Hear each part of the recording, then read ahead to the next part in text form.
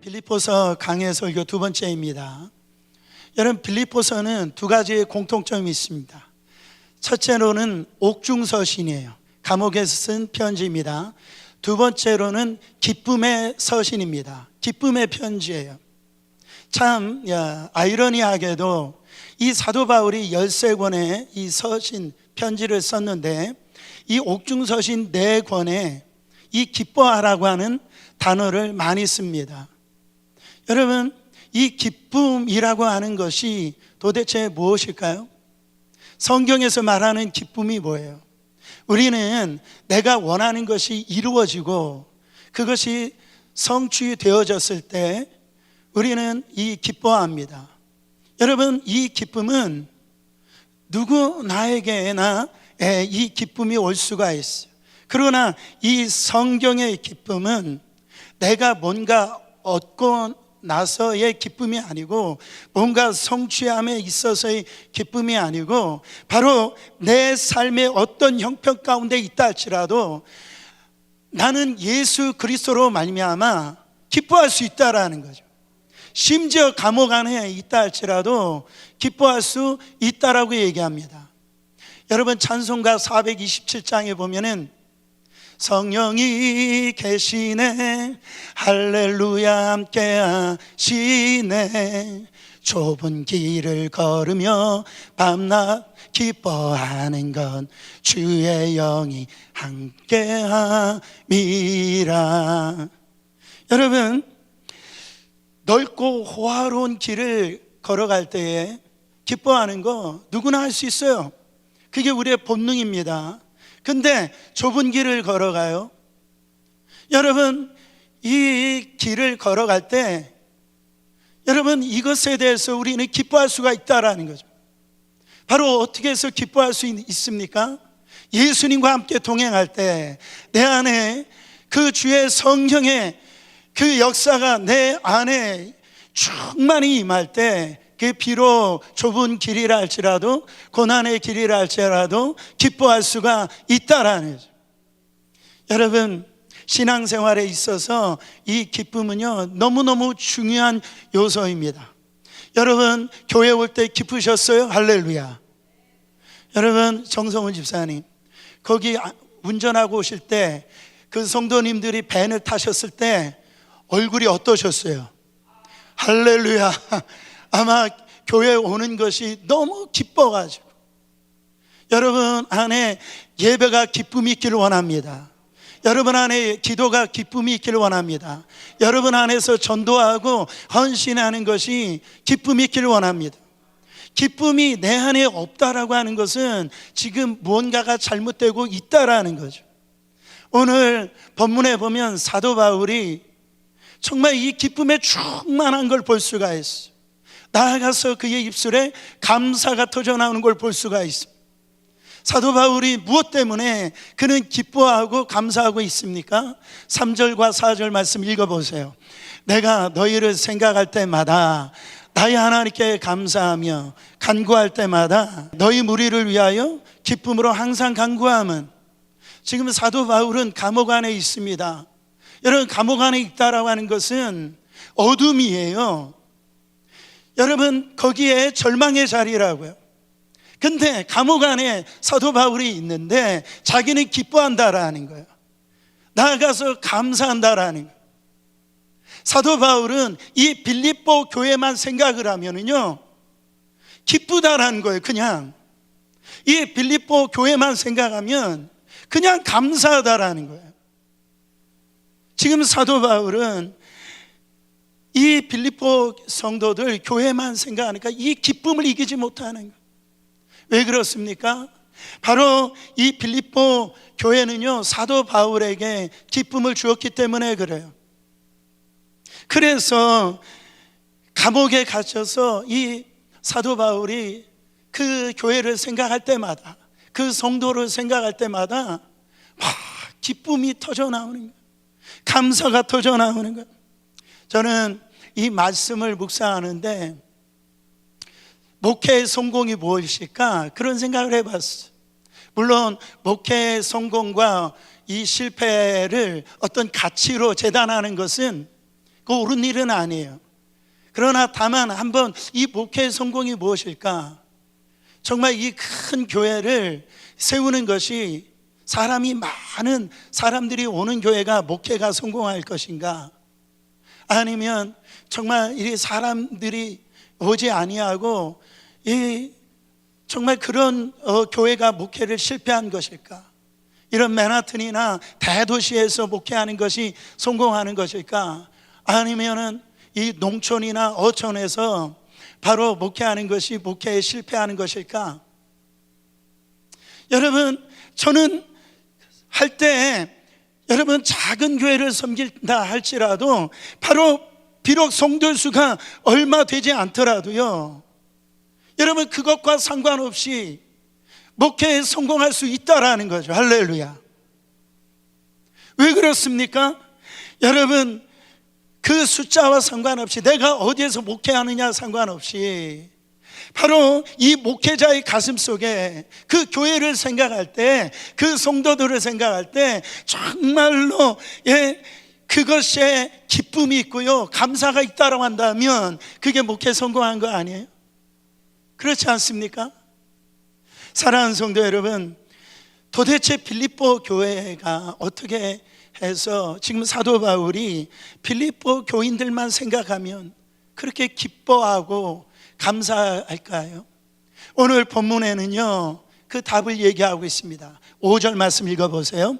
너희가 첫날부터 이제까지 복음을 위한 일에 참여하고 있기 때문이다. 사도 바울이 원래 그는 아시아를 선교하기를 원했어요. 그런데 이 환상 중에 바로 마게도니아 사람들이 우리를 도와달라고 하는 이 환상을 보게 되어져서 그는 이제 유럽으로 발걸음을 내딛는데 첫 번째 도성에서 루디아라고 하는 여인을 만났어. 거기에 이 집에서 교회가 탄생합니다. 그 교회가 바로 빌립보 교회가 되어졌어요. 사도 바울이 복음을 전할 때, 예수 믿을 그때, 교회가 개척했을 때, 그때부터 지금 사도 바울이 복음 전하다가 감옥 안에 있는 이때까지 지금 사도 바울이 왜 빌립보 성도들 교회만 생각하면 기뻐하느냐? 바로 이 복음 전하는 일에 함께 했기 때문이다라는, 거기에 복음을 전하는 일에 동참했기 때문이라고 지금 말씀하고 있다라는 거죠. 여러분, 이 빌립보 교회는 사도 바울이 복음 전하는 데 있어서 기도했을 뿐만 아니라 물질로 헌신하는 교회였어요. 빌립보서 4장 15절부터 16절 말씀 읽어보세요. 빌립보 사람들아, 너희도 알거니와 복음의 시초에 내가 마게도니아를 떠날 때에 주고받는 내 일에 참여한 교회가 너희 외에 아무도 없었느니라. 데살로니가에 있을 때에도 너희가 한 번뿐 아니라 두 번이나 나에 쓸 것을 보내었다. 그러니까 사도 바울이 이 복음 전하는 데 있어서 이 기도할 뿐만 아니라 물질로 이 복음 사역을 위해서 동참하고 헌신한 교회가 바로 이 빌립보 교회였기 때문에 사도 바울은요 이 교회만 생각하면 너무너무 기쁜 거예요. 너무너무 감사한 거예요. 뿐만 아니라 이 바울이 복음을 전하다가 이 로마 감옥에 잡혀 있을 때 이 빌립보 교인들이요 뜨겁게 기도했을 뿐만 아니라, 바울도 사람이거든요. 여러분, 우리가 바울하면 굉장히 대단한 사람, 우리하고 굉장히 저 멀리 다른 차원에 있는 사람처럼 생각하지만 사도 바울도요 외로울 때가 있단 말이에요. 그렇죠? 고독할 때가 있다라는 거죠. 근데 그 고독할 때, 여러분 배고플 때, 추위로 고통당할 때, 바로 이 감옥이라는 곳이 얼마나 힘듭니까? 사도 바울은 정말로 이 빌립보 교인들이 자기를 위해서 얼마나 기도하는지에 대해 있어서 감사하고 있다라는, 또한 뿐만 아니라 이 교회는요 도움의 손길을 갖다가 바로 보내주어서 사도 바울을 위로한 걸 볼 수가 있어. 여러분, 에바브로디도라고 하는 한 형제를 사도 바울, 감옥 안에 있는 사도 바울에게 보냅니다. 이 에바브로디도가 사도 바울의 옥바지 역할을 감당하는 거예요. 성경은 이 에바브로디도가 이 사도 바울의 이 사역을 위해서 목숨 바쳐서 섬겼다라고 성경은 말하고 있습니다. 이 에바브로도가 이 사도 바울의 이 감옥 안에 있는 사도 바울을 향하여서 이렇게 얘기를 합니다. 사도 바울이요, 정말 얼마나 힘드십니까? 바로 여기에 헌금도 있고 겨울에 입을 옷도 가지고 왔습니다. 낭망하지 마세요. 힘을 내세요. 바로 우리가 뒤에서 기도하고 있어요. 이 에바브로디도가요, 정말 사도 바울이 힘들고 어렵고 그 고통당할 때 그 옆에서 동역을 했다라는 거죠. 여러분, 이 에바브로디도를 사도 바울도 정말 이 빌립보 교회를 생각해 가지고 다시 후에는 돌려보냅니다. 돌려보낼 때 빈손으로 보내지 아니하고 이 편지를 써서 그 손에 들려보내요. 그 편지가 뭘까요? 오늘 우리가 읽었던 빌립보서가 그렇게 해서 탄생된 거예요. 사랑하는 성도 여러분, 그게 사도 바울은 너무너무 감사한 거예요. 빌립보 교회만 생각하면은 너무너무 기쁜 거예요. 사도 바울은요, 이 고린도 교회를 생각하면은 여러분 속이 답답하고 너무너무 힘들었어요. 왜 그렇습니까? 고린도 교회는 어떤 교회보다도 성령의 그 역사가 많이 일어났던 교회였어요. 그런데 이 고린도 교회의 문제는 뭐냐면 서로 팔을 지는 거, 파당을 짓는 거, 서로 싸우는 거예요. 나는 개바파다, 나는 아볼로파다, 나는 바울파다, 나아가지고 나는 예수파다. 그래가지고 끼리끼리 모여가지고 파당을 지니까 이게 고린도 교회만 생각하면 마음이 답답한 거예요. 머리가 너무너무 아픈 거예요. 갈라디아 교회를 생각하면은요, 바울이 전한 이 복음, 예수 복음을 바울이 전해줬는데 이 갈라디아 교회는 그 이단들의 교임에 넘어가는 거예요. 그래서 사도 바울은 이 갈라디아 교회를 생각할 때 크게 분노하였다라고 얘기합니다. 근데 이 빌립보 교회를 생각할 때 너무너무 생각만 해도 기뻐요. 너무너무 감사한 거예요. 왜 그렇습니까? 정말 이 복음 전하는 일에 함께하고 동참했다라는 거죠. 사랑하는 성도 여러분, 저희 교회를 생각하면 제가 감사할 게 한두 가지겠어요? 여러분, 그러나 제가 감사한 것도 바로 사도 바울의 그 감사 조건하고 똑같아요.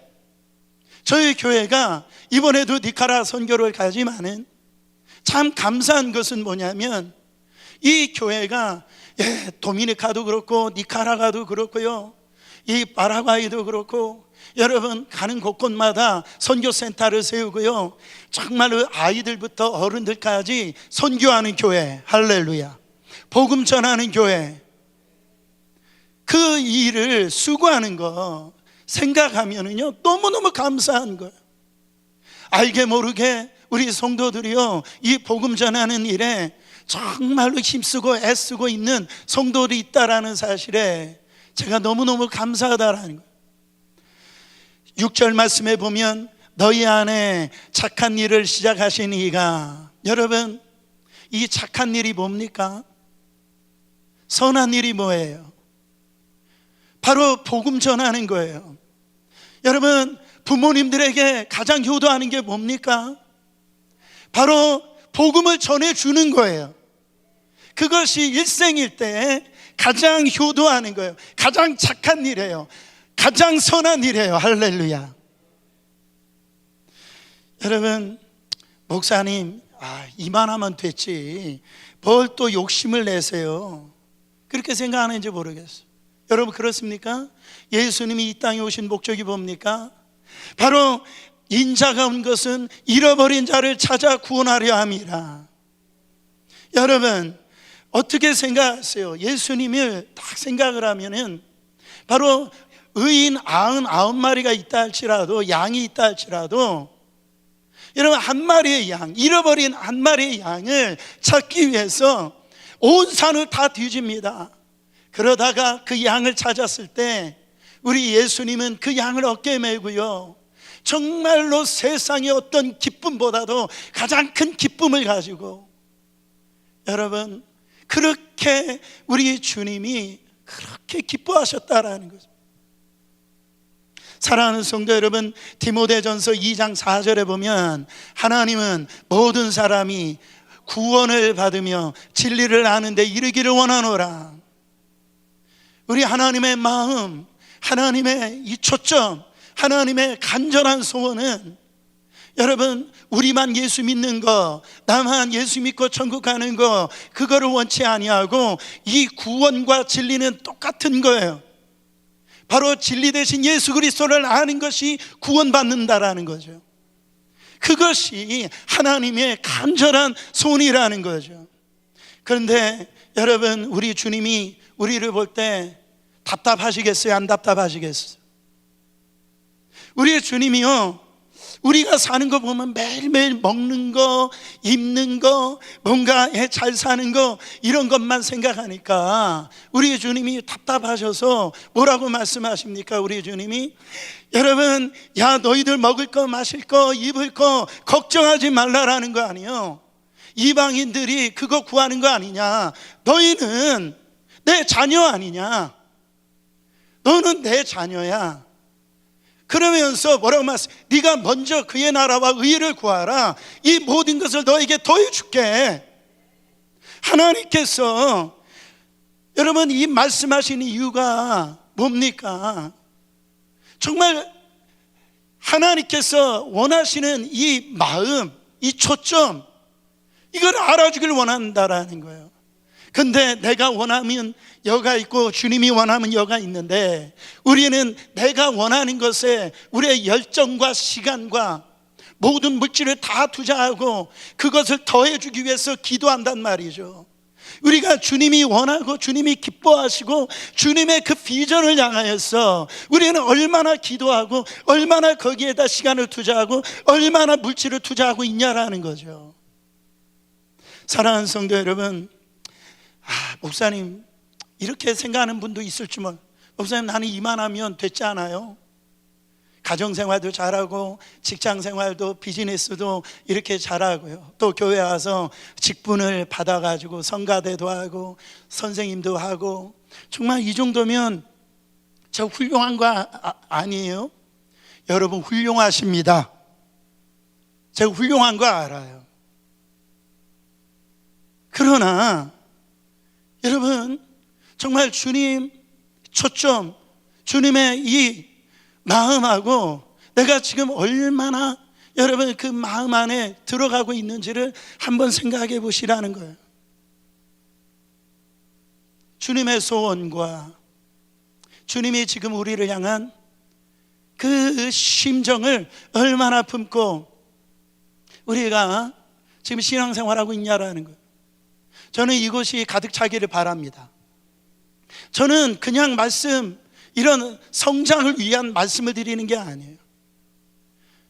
사랑하는 성도 여러분, 물론 우리가 이렇게 복음 전하고 신앙생활을 하다 보면 항상 기쁜 일만 있는 게 아니죠. 항상 좋은 일만 있는 게 아니죠. 그렇잖아요? 어떻게 매일매일 삶이 행복감으로만 가득 차겠어요?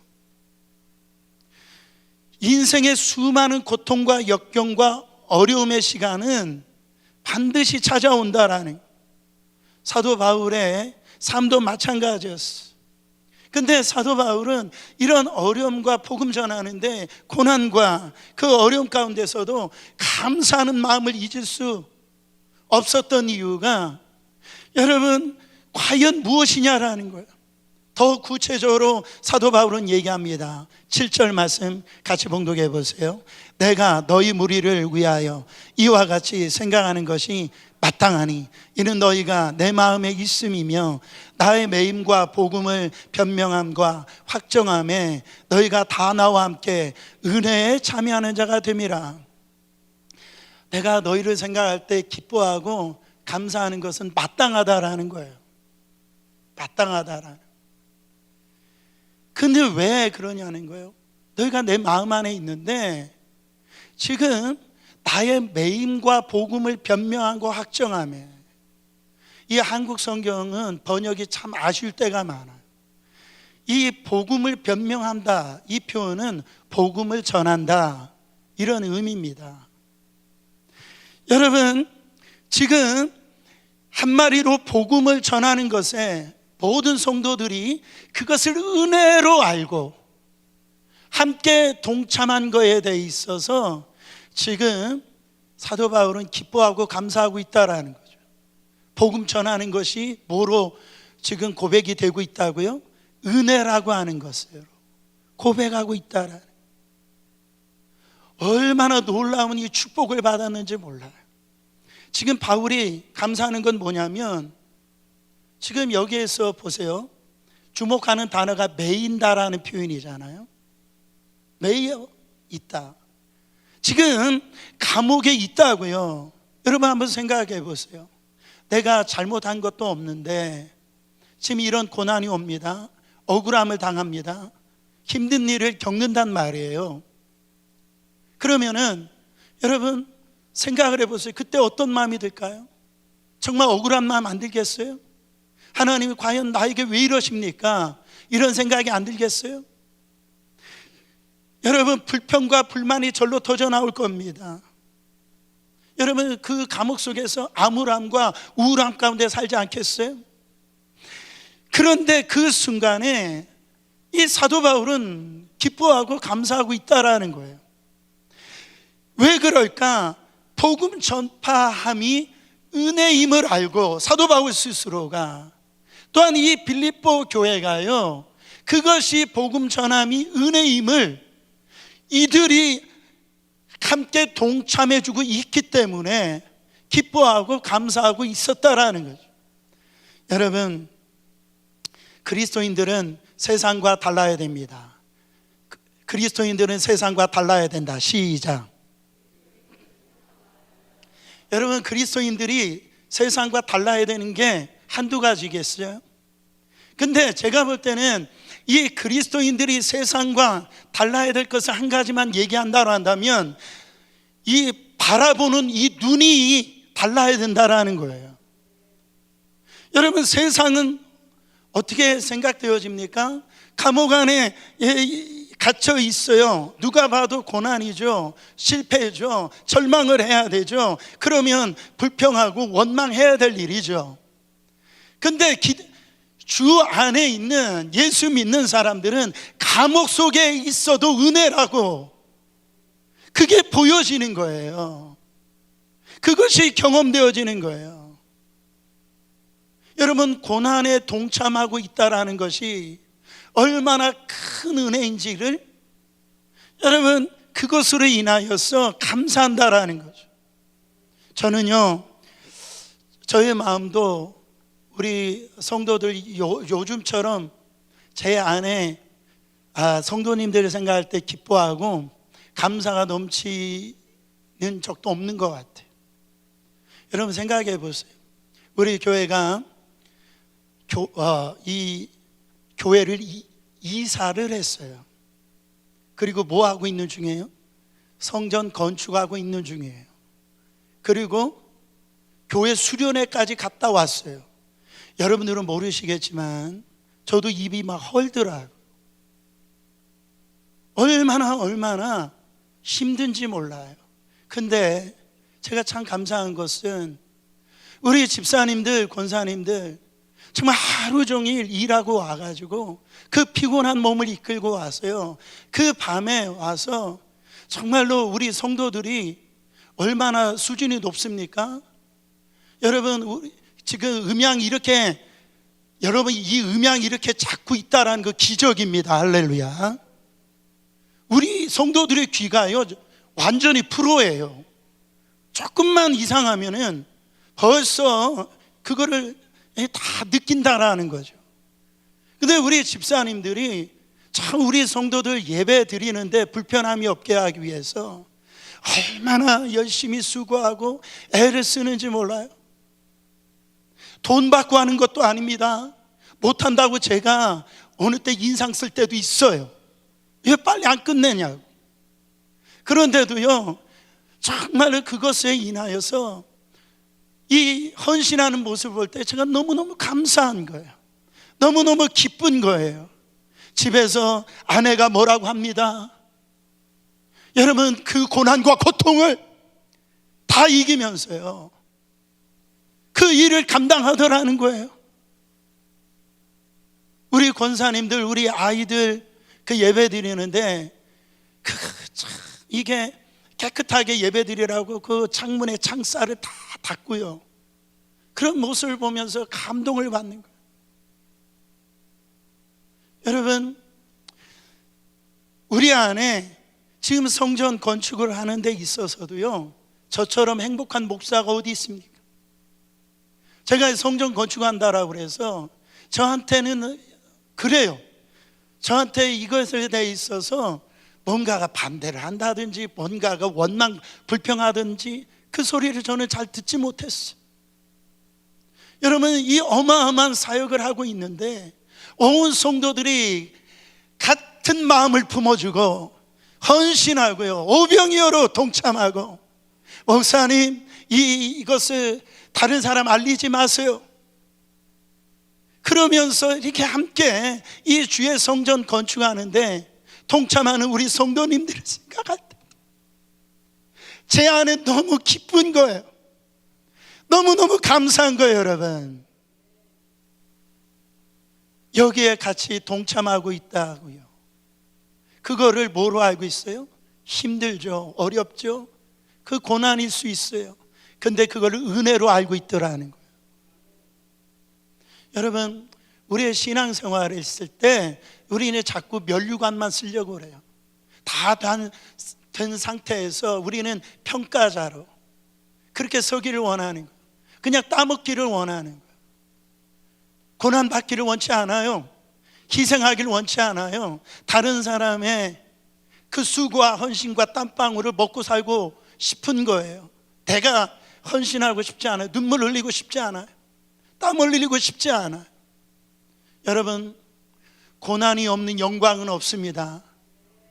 고난을 통과할 때 그 안에 진정한 승리가 있고 멸관이 있는 거예요. 여러분 보세요. 빌립보서 1장 29절 말씀 읽어보세요. 그리스도를 위하여 너희에게 뭐를 주신 것은, 은혜를 주신 것은 다만 그를 믿을 뿐 아니라 또한 그를 위하여 고난도 받게 하려 함이라. 이 그리스도를 믿게 하신, 이 은혜를 주신 이유가 뭡니까? 믿음을 주시기 위한 것이고, 한 가지는 이 고난도 받기를 원하신다라는 것. 여러분 안에 주님 때문에 받는 이 고난이 바로 기쁨이 되기를 원합니다. 이 고난을 통과하셔서 이것이 하나님의 은혜의 통로임을 경험하시기를 축원합니다. 여러분 보세요. 마태복음 16장에 보니까 예수님이 제자에게 물어보세요. 세상 사람들이 나를 누구라고 그러느냐?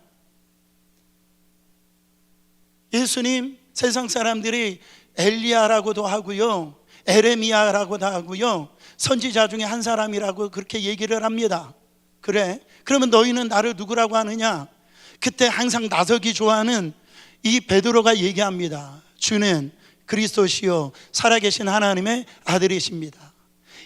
이 베드로 수준에서 나올 얘기가 아니거든요. 예수님이 너무나 감동을 받는 거예요. 그래가지고 내 이름 위에 내 교회를 세우리라.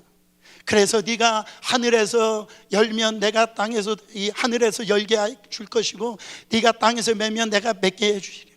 천국 열쇠를 너에게 주리라. 그렇게 축복하는데, 여러분 그때 예수님이 뭐라고 말씀하십니까? 바로 마태복음 16장 21절에 이 십자가의 구원의 비밀을 비로소 그때 얘기하십니다. 보세요. 이때로부터 예수 그리스도께서 자기가 예루살렘에 올라가 장로들과 대제사장들과 서기관들에게 많은 고난을 받고 죽임을 당하고 제3일에 살아나야 할 것을 제자들에게 비로소 나타내시니, 여러분, 비로소 지금 예수님께서 내가 받을 고난과 또 십자가와 이 부활을 비로소 예수님께서 이 말씀을 하고 계신다라는, 그때 베드로가 뭐라고 얘기합니까? 예수님, 주여 그리하지 마소서, 그 십자가 지지 마소서, 그 고난 받지 마소서. 그랬더니 예수님께서 베드로에게 어떻게 말씀하세요? 바로 베드로에게 이제 사탄아 내 뒤로 물러가라, 바로 너가 나를 넘어지게 만드는도다. 너는 지금 하나님의 일을 생각하지 아니하고 사람의 일을 생각하는도다. 여러분, 그리고 난 다음에 우리 신앙생활에 붙들어야 될 바로 이 신앙의 자세, 예수님이 원하시는 이 본질을 말씀하고 있는 걸 볼 수가 있어요. 그게 뭡니까? 마태복음 16장 24절에요. 같이 봉독하겠습니다. 이에 예수께서 제자들에게 이르시되 누구든지 나를 따라오려거든 자기를 부인하고 자기 십자가를 지고 나를 따를 것이니라. 여러분, 예수님을 따르는데 필요한 게 뭐예요? 자기를 부인하는 거예요. 자기 십자가를 지는 거예요. 여러분, 주님을 따라간다라고 했을 때 자기 기분대로 하시면 안 돼요. 자기 성격대로 하시면 안 돼요. 자기 부인이 돼야 돼요. 그랬을 때에 주님의 제자의 길을 갈 수가 있다라는. 근데 우리는 어때요? 십자가를 싫어해요. 그 고난받기를 싫어해요. 내가 살기를 원해요. 그러나 신앙은 나는 죽고 오직 예수가 사는 거예요. 우리가 세례받고 침례 받을 때가 뭡니까? 그 물로 들어갈 때 나의 과거는 그 주님과 함께 그 물속에 들어가면서 나는 옛 과거는 나는 죽는다라는 거죠. 그 물속에 나올 때 주님이 모든 우리의 이 저주와 우리의 죄의 짐을 다 청산해 주셨기 때문에 나는 이제 주님과 같이 산다라고 하고, 여러분, 우리가 세례를 받고 침례를 받는 거예요. 여러분, 우리가 주님 앞에 자기 부인이 되어주고 죽었을 때 누가 살기 시작하느냐? 우리 주님이 사시기 시작한다라는, 주님이 나타나게 되어진다라는, 주님의 역사가 일어난다라는 거예요. 여러분, 주님이 이 모든 것을, 사실은 왜 그게 은혜가 됩니까? 이 모든 것을 주님이 하시기 때문에 그래요. 내가 하는 것 같지만, 내가 수고하는 것 같지만 이 모든 것을 주님이 하시기 때문에 그래요. 보세요. 빌립보서 1장 6절 말씀입니다.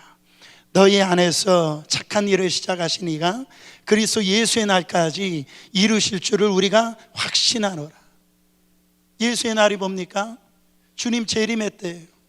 우리가 죽어서 주님 앞에 서는 날 때까지, 그때까지 이게 우리가 하는 것이 아닙니다. 주님이 은혜 주시기 때문에, 주님이 해 주시기 때문에 여러분, 우리가 이 고난에 동참할 수 있고 그 고난이 은혜가 될 수가 있다라는 거죠. 사실은 우리가 정말로 이 믿음으로 우리가 발걸음을 내디디면 내 힘으로 하는 것이 아니었구나, 주님께서 도와주셨구나, 주님의 역사하심이구나, 그것을 경험한다라는 거죠. 제가 한 가지 더 살펴보고 싶은 것은 바로 오늘 이 사도 바울은 빌립보 교회에 사랑의 메시지를 전하고 있는 걸 볼 수가 있어요. 사랑의 메시지, 아주 특별한 사랑으로 사도 바울은 빌립보 성도들을 지금 사랑하고 있는 걸 볼 수가 있어요.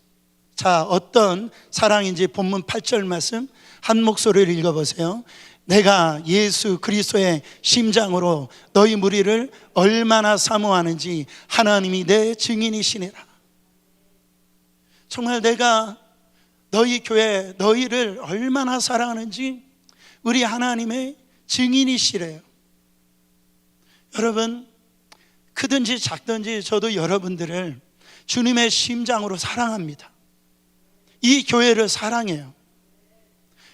그때 이 사랑을 할 때 어떤 이 행동이 나타나느냐, 바로 사랑을 한다라고 했을 때 반드시 나타나는 현상이 나오는데, 어떤 행동이 나오냐면 기도하게 되어져요.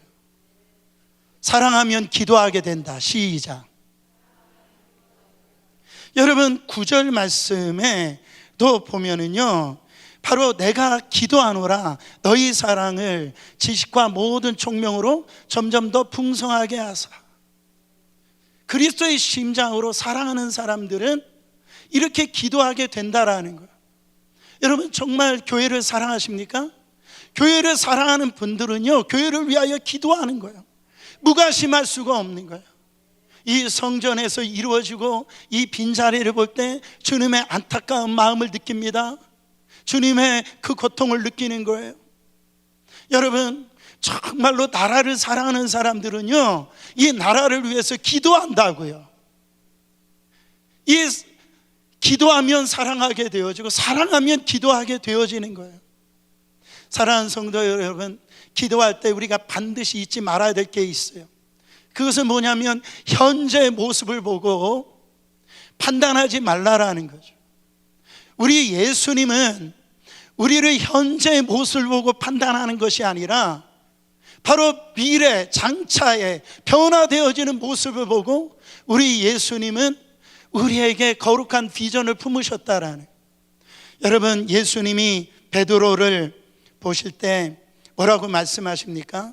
바로 예수님께서 이 베드로를, 너는 지금 이 그물질하에서 바로 어부의 일을 하지만 너는 어떻게 해요? 장차 너는 베드로라, 게바라.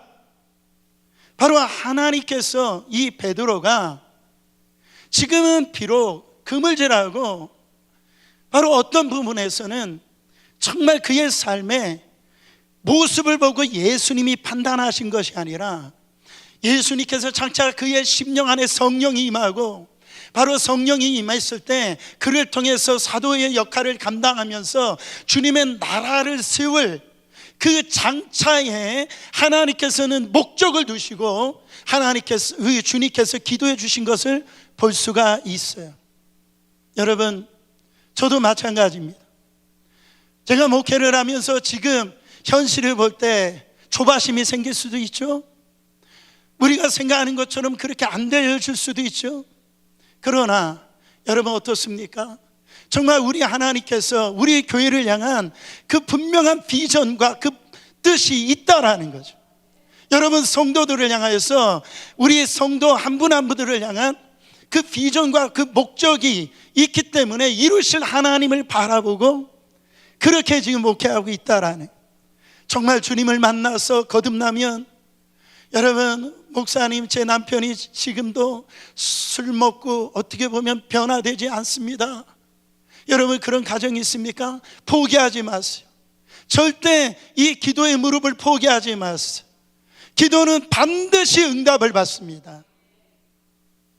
우리 자녀들을 향하여서 제가 언제 철들지? 여러분 우리 자녀들 아직 미생이죠. 완성된 인품이 아니죠. 여러분들 지금 40대, 50대, 60대 이렇게 사셨는데 여러분 지금 완성되어지셨어요?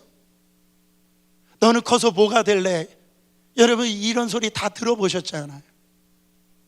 여러분 우리 자녀들을 향하여서 우리가 이렇게 하나님이 품으신 거룩한 비전을 가지고, 꿈을 가지고 자녀들을 향하여서 기도하시기를 축원합니다. 말씀을 제가 마치면서 정말 우리 안에 오늘 정말 우리 안에 이루어져야 될 한 가지 소원이 11절에 나오고 있습니다.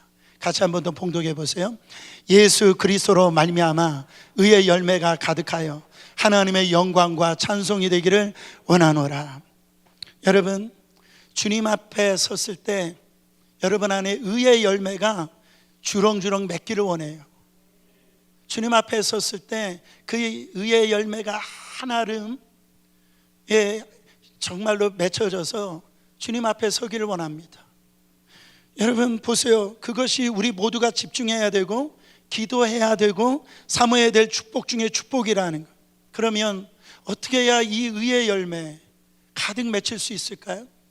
우리가 주님 닮아야, 주님을 닮아야 이 의의 열매를 풍성하게 맺힐 수가 있는. 사랑하는 성도 여러분, 내가 온전히 예수님을 닮아가고 예수님을 따라갈 때 그 의의 열매를 주렁주렁 맺힌다라는, 이 의의 열매를 나만 맺어서는 안 됩니다. 내 사랑하는 옆에 이 분들도 의의 열매가 주렁주렁 맺혀서 주님 앞에 서야 되는 거 아니겠습니까? 이 일을 위해서 우리는 수고하고 애를 써야 되고 이 복음 전하는 일에 헌신해야 될 줄 믿습니다. 정말 주님이 앞에 섰을 때 저와 여러분들이 정말 받아야 될 소리가 있어요. 잘했다 충성된 종. 이 소리를 반드시 받아야 됩니다. 여러분, 오늘 주님께서 어떤 마음으로 여러분을 사랑하셨어요? 이 교회를 어떻게 우리 주님이 바라보고 계세요? 여러분들의 심장은 어떤 모습으로 이 교회를 바라보시고 성도들을 바라보고 계십니다?